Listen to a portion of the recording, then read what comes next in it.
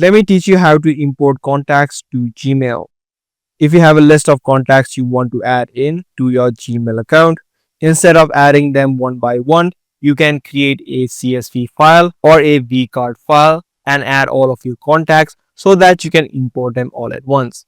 Make sure the file is in a CSV or vCard file. Secondly, you'll need to head over to contacts.google.com.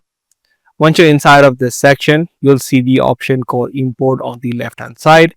You just need to click on select file. It says right here, use a CSV or vCard format. Click on select file and then just select the file that you created. Once you selected the file will be successfully uploaded. You can just click on import.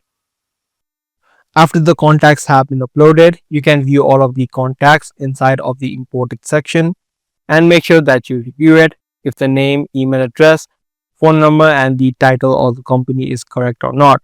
So those are the few steps that you need to follow in order for you to import contacts inside of Gmail.